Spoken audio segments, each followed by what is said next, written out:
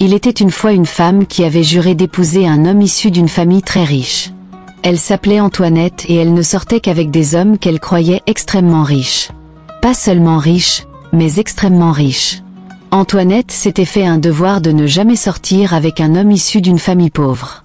Elle ne se souciait pas de savoir s'il était riche ou non, car elle croyait que les hommes de ce calibre avaient tellement de responsabilités sur les bras et finiraient par être pauvres dans un avenir proche. Elle voulait un homme dont la famille avait une richesse générationnelle, capable de satisfaire jusqu'à leur 4e génération. Antoinette aspirait à ce niveau de luxe et n'était pas prête à faire de compromis pour quoi que ce soit au monde. Comment un homme entier peut-il se retrouver avec un pauvre misérable? Elle a dit à son amie Charlotte qui a ri et lui a rappelé que sa famille était pauvre. Il n'y a rien de mal à être pauvre. Après tout, ta famille est pauvre. Charlotte a dit à Antoinette qui lui a rappelé que sa mentalité était la raison pour laquelle elle était mariée à un homme pauvre et misérable. Un homme qui n'a pas d'argent pour acheter une voiture abandonnée. Parlons plutôt d'une nouvelle. Comment te sens-tu en vivant avec un homme que tu nourris parfois avec ton petit salaire? Il travaille pour un homme riche, mais il vit comme un mendiant. Pourquoi ne peut-il pas voler son patron et prendre soin de toi? Il cultive plus sain que toi, mais il n'a rien à montrer pour ça. Si ce n'est pas parce que nous sommes amis depuis que nous sommes enfants, je ne serais pas surprise en train de respirer le même air que toi, dit Antoinette à Charlotte qui se sentit offensée par ces paroles. Au moins, je n'ai pas honte de ma famille, répondit Antoinette avec colère en lui conseillant de changer ses habitudes. Tu ne peux pas continuer à emprunter de l'argent aux gens pour financer ton style de vie. Cette maison dans laquelle nous vivons n'est même pas la tienne.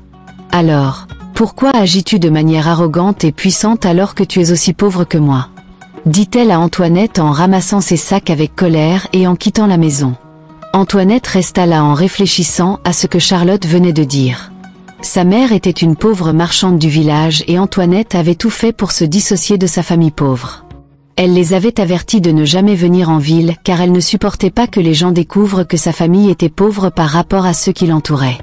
Antoinette était la fille d'un homme très riche qui vivait à l'étranger avec le reste de sa famille. Elle empruntait de l'argent à plusieurs personnes juste pour pouvoir payer son loyer. La voiture qu'elle conduisait appartenait à un homme marié avec qui elle couchait chaque fois qu'elle avait besoin d'une voiture. Il possédait une concession automobile en ville et Antoinette ne le gardait que pour les voitures qu'elle obtenait de lui. Antoinette vivait une vie pleine de mensonges dans l'espoir d'attirer un homme riche qui la sortirait de la vie qu'elle méprisait si désespérément. Chaque détail de sa vie était soigneusement organisé. Ses vêtements étaient loués et ses bijoux empruntés. Antoinette croyait que si elle faisait semblant assez longtemps, elle finirait par se retrouver dans les bras d'un homme riche qui tomberait sous son charme. Un soir, alors qu'Antoinette rentrait du travail, elle reçut un appel concernant une fête privée qui devait avoir lieu le week-end. C'était strictement sur invitation et Antoinette savait qu'elle devait y être. Elle se renseigna rapidement sur l'invitation et on lui dit de payer une énorme somme d'argent pour cela. Cependant, Antoinette n'avait pas cet argent sur son compte. Elle essaya d'emprunter de l'argent à quelques amis qui refusèrent de lui prêter de l'argent en raison du fait qu'elle leur devait déjà d'énormes sommes. Antoinette devait être à cette fête et était prête à tout pour y assister. N'ayant pas d'argent sous la main, elle commença à réfléchir à ce qu'elle devait faire. À ce moment-là, Antoinette reçut un appel de son frère du village lui disant que leur maison familiale venait d'être inondée. Antoinette eut une idée pour réunir l'argent et le lendemain matin, elle partit au village dans l'espoir de concrétiser ses plans. Lorsqu'elle arriva au village, elle rencontra sa vieille mère qui était revenue de la ferme. Antoinette fit semblant d'être attristée par la récente inondation. Elle a convaincu sa mère et son frère de lui remettre les documents fonciers de leur famille pour qu'elle les garde en sécurité, en invoquant les récentes inondations. Antoinette a promis de garder les documents en sécurité en ville et sa mère, étant si vieille et naïve, lui a remis les documents, confiante qu'elle les garderait en sécurité. Ce qu'elle ne savait pas, c'est qu'Antoinette avait d'autres plans pour les documents. Elle prévoyait de les utiliser pour garantir sa place à la fête. Antoinette était si ravie que son plan ait fonctionné qu'elle est retournée en ville et a commencé à faire des plans pour la fête. Elle a approché son amie Gina pour lui emprunter des perruques et des vêtements, promettant de les rendre après la fête. Antoinette ne pouvait pas risquer que quelque chose se passe mal à ce stade, après tout l'argent qu'elle avait dépensé. Le soir de la fête, Antoinette est arrivée sur les lieux comme une reine.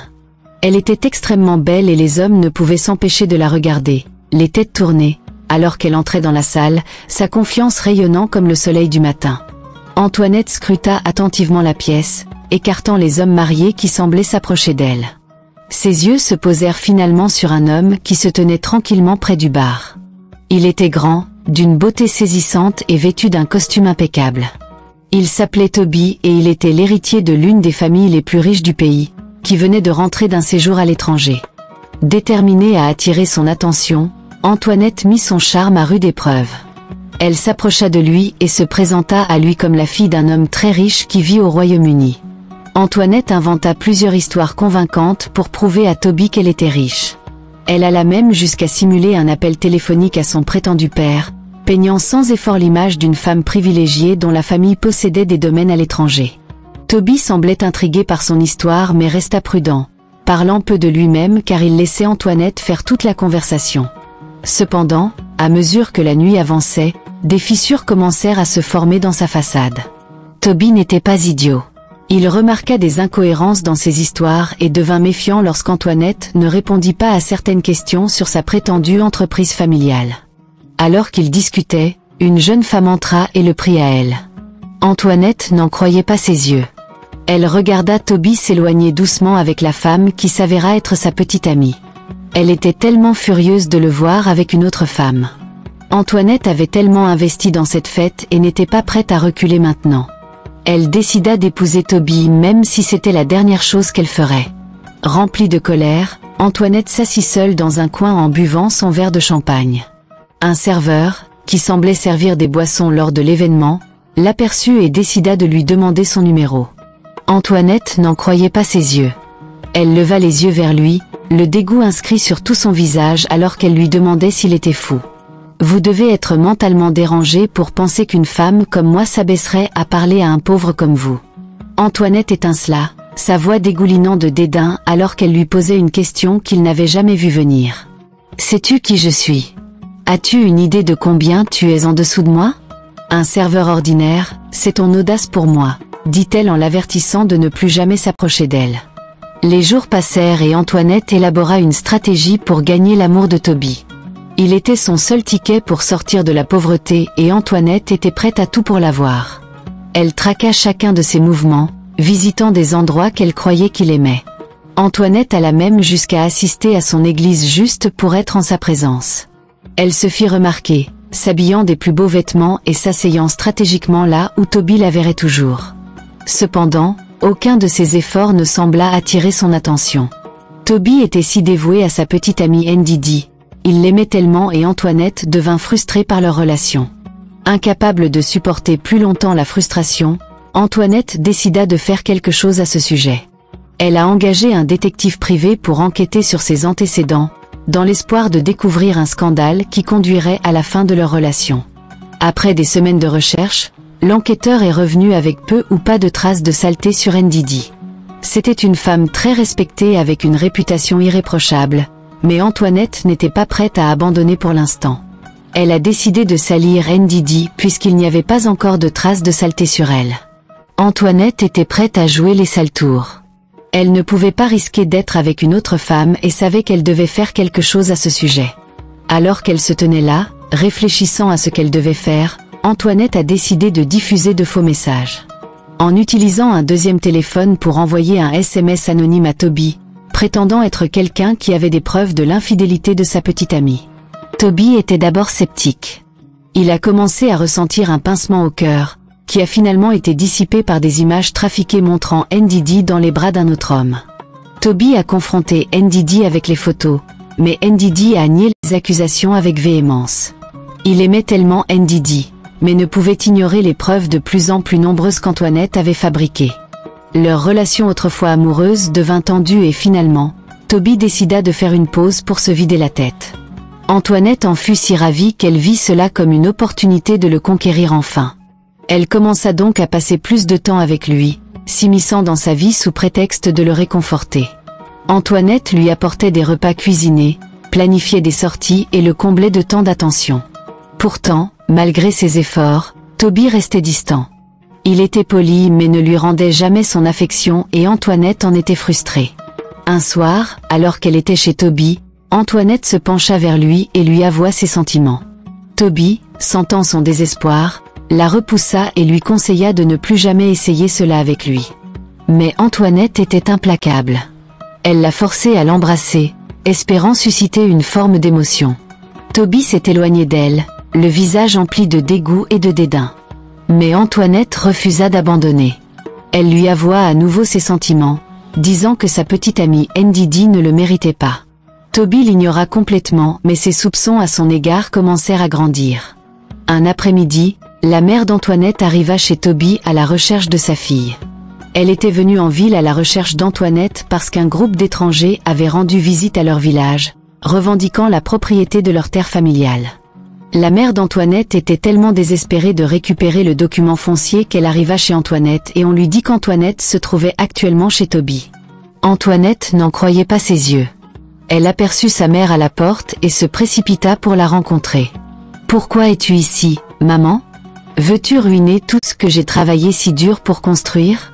demanda-t-elle à sa mère, qui continua à lui poser des questions sur le document foncier. Antoinette, en entendant cela, s'enfuit en colère. Elle traîna sa mère à l'arrière de la maison, loin des regards indiscrets, et se mit à lui crier dessus avec colère. « Tu n'es rien d'autre qu'une pauvre femme misérable, siffla-t-elle. Sais-tu tout ce que j'ai sacrifié ? Tu ne peux pas me gâcher ça. » Avant que sa mère ne puisse répondre, Antoinette poussa sa mère dans le coffre de sa voiture. « Reste là jusqu'à ce que j'ai fini, » ordonna-t-elle en rentrant dans la maison, espérant que Toby n'entende pas l'altercation. Elle rencontra Toby, se préparant à partir pour une réunion, et Antoinette l'informa qu'elle devait y aller. Elle monta dans sa voiture et quitta les lieux avec sa mère, soigneusement rangée dans le coffre de la voiture. Antoinette ne pouvait pas risquer que quiconque découvre que sa mère était pauvre. Elles arrivèrent à la maison et Antoinette la réprimanda pour ce qu'elle avait fait, révélant qu'elle devait retourner immédiatement au village. « Tu ne peux pas rester ici, maman, » dit-elle en l'informant qu'elle devait partir immédiatement pour le parking. La mère d'Antoinette fit tout ce qu'elle pouvait pour récupérer les documents fonciers, mais Antoinette refusa catégoriquement de les lui rendre. Elle rejeta les supplications de sa mère, lui assurant que les documents étaient en sécurité avec elle. Le cœur brisé et vaincu, sa mère monta dans le bus pour retourner au village en silence. Elle ne pouvait pas croire que sa fille la renverrait au village à cette heure-là de la journée. Son cœur était si lourd d'inquiétude, sachant que quelque chose n'allait vraiment pas. Plus tard dans la soirée, sa meilleure amie Charlotte vint lui rendre visite et rencontra Antoinette en colère. Elle demanda quel était le problème, et Antoinette raconta comment sa mère avait failli lui faire tout le mal possible chez Toby. Charlotte n'en croyait pas ses oreilles. Elle ne pouvait pas croire qu'Antoinette avait fait monter sa mère dans le coffre de sa voiture à cause d'un homme. « À quel point peux-tu être méchante pour traiter ta vieille mère de cette façon ?» demanda-t-elle à Antoinette, qui écarta ses inquiétudes comme inutiles. « Ne lui ai-je pas dit de ne jamais me rendre visite en ville ? Que attendait-elle de moi ? Choisir sa pauvre personne misérable plutôt que mon riche et beau prince charmant ? demanda-t-elle à Charlotte, qui secoua la tête avec déception en parlant. « Antoinette, tu t'entends ? Cet homme que tu poursuis, qu'a-t-il fait pour mériter ce niveau de loyauté de ta part ?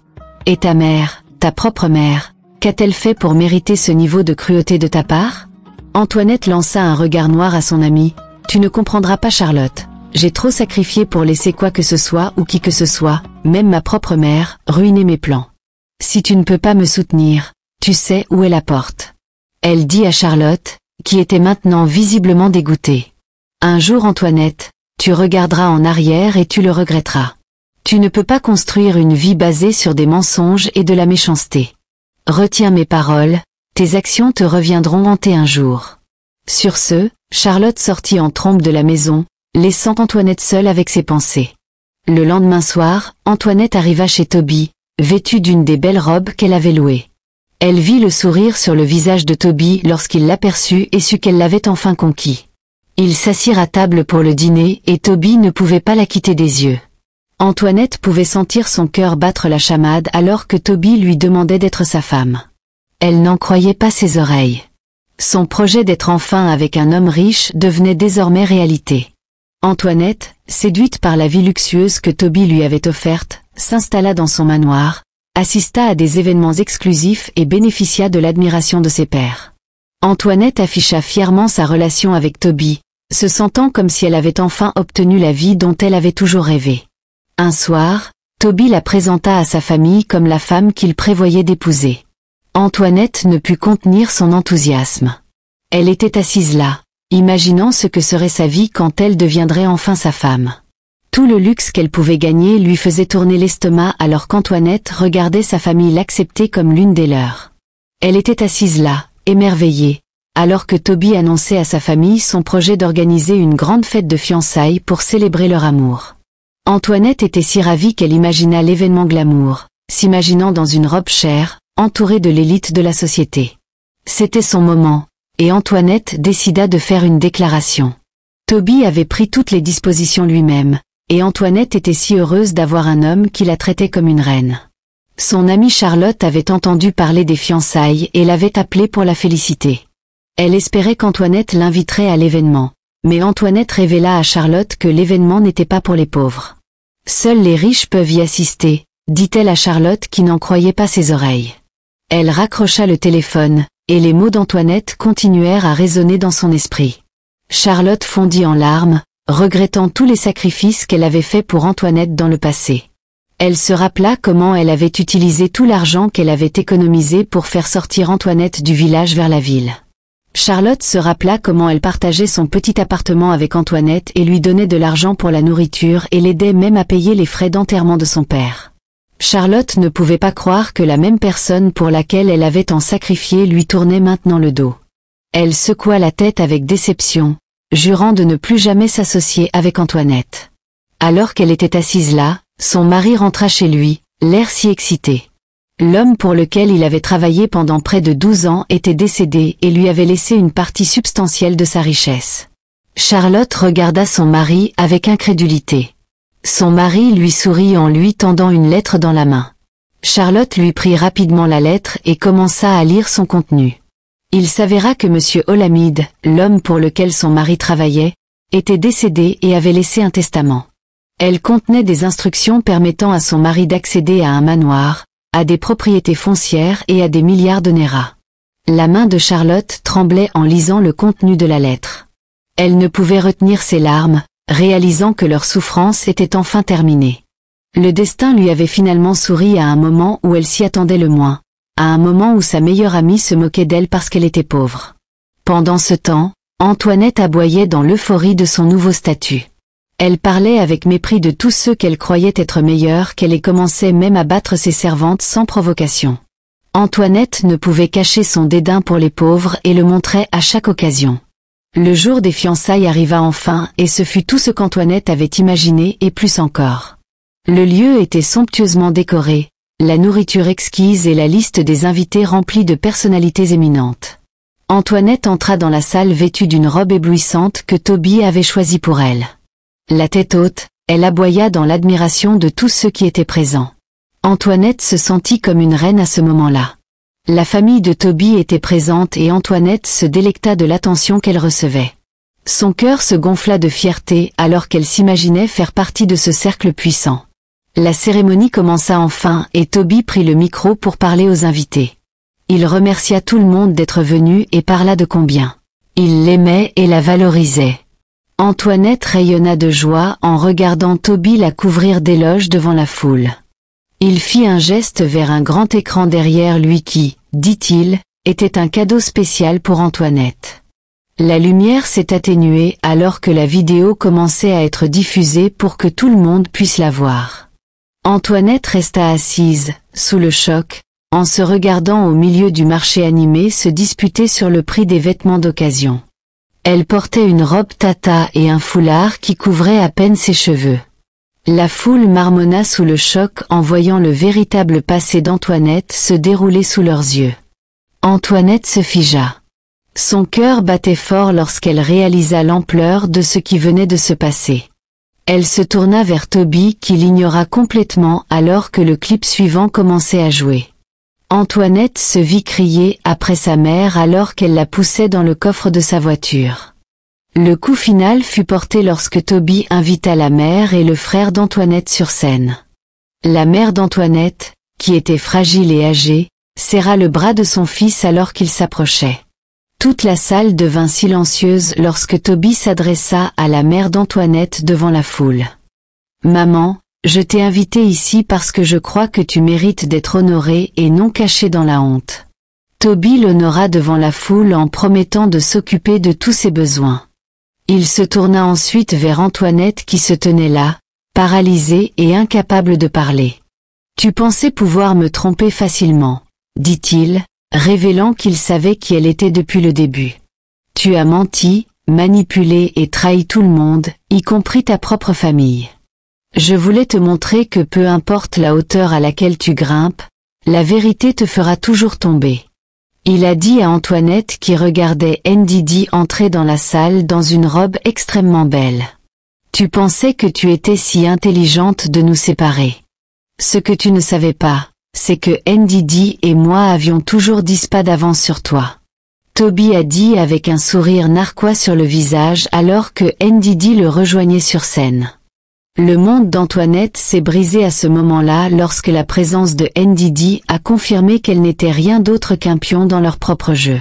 « Nous étions au courant de tes plans, Antoinette. » Ndidi a commencé, sa voix calme mais tranchante. « Chaque mensonge que tu as dit, chaque acte cruel que tu as commis a été enregistré pour montrer au monde qui tu étais vraiment. » Les genoux d'Antoinette ont fléchi alors qu'elle essayait de se tenir debout beaucoup plus longtemps. Des larmes ont coulé sur son visage alors qu'elle regardait les gens qui l'admiraient autrefois lui jeter des regards dégoûtants. Toby se tourna vers elle, sa voix emplie d'un détachement froid. « Tu pensais pouvoir utiliser des mensonges et le désespoir pour me piéger, mais je voulais te montrer à quoi ressemble la vraie honte. Ces fiançailles n'ont jamais été réelles. C'était une scène pour ton propre jugement. » Toby fit un geste vers Ndidi et dit que c'était la femme que j'épouserais. Une femme intègre, gracieuse et honorable. Antoinette, voyant qu'elle avait été vaincue, essaya de supplier Toby de reconsidérer sa décision. « Toby, s'il te plaît, je vais changer. Je ferai n'importe quoi. Ne me laisse pas comme ça. » dit-elle à Toby qui ne lui accorda même pas un regard. Il se tourna vers la sécurité et leur dit de l'escorter hors de la salle et Antoinette fut traînée hors de la grande salle comme une voleuse. La femme autrefois fière qui recherchait le luxe à tout prix se tenait maintenant seule alors qu'elle regardait sa réputation se ruiner. Sa vie apparemment parfaite s'était effondrée sous ses yeux. Toby prit sa mère et son frère sous son aile en s'assurant qu'ils étaient bien pris en charge. Il les a honorés publiquement et en privé, consolidant ainsi sa réputation d'homme intègre. Les fiançailles de Ndidi et Toby sont devenues le véritable point fort de la soirée, avec des bénédictions affluant de la famille et des amis. Pendant ce temps, son amie Charlotte a commencé à vivre une vie épanouissante avec son mari. Leur nouvelle richesse leur a offert une vie de luxe et de confort. Charlotte a trouvé la paix en sachant qu'elle avait toujours été humble et que la vie l'a récompensée pour cela. Antoinette, d'autre part, est devenue un récit édifiant. Son désespoir pour la richesse et son mépris pour ceux qui l'aimaient ne lui ont laissé que des regrets. Elle a passé ses journées dans la solitude, hantée par les souvenirs de ce qui aurait pu être si seulement elle avait valorisé les bonnes actions. Et ainsi, la femme qui avait juré de se marier avec la richesse a appris trop tard que c'est le caractère et non le mensonge qui construit la vraie richesse. La leçon à tirer de cette histoire est que la vraie richesse ne réside pas dans les biens matériels mais dans l'intégrité, l'humilité et l'amour. Aucune quantité de richesse ne peut compenser un manque de caractère et aucun mensonge ne peut soutenir une fausse vie pour toujours. La chute d'Antoinette n'était pas due à son ambition, mais à sa volonté de sacrifier sa morale, sa famille et son humanité pour des apparences passagères et une validation vide de sens. En fin de compte, l'univers a récompensé ceux qui sont restés humbles et fidèles à eux-mêmes comme Charlotte et Ndidi, tout en punissant l'arrogance et la tromperie de ceux qui cherchaient des raccourcis vers le succès. Et ainsi, Antoinette est devenue un rappel vivant qu'une maison construite sur des fondations s'effondrera toujours, mais qu'une maison construite sur la vérité, l'amour et le travail acharné résistera à l'épreuve du temps. J'espère que vous avez apprécié l'histoire.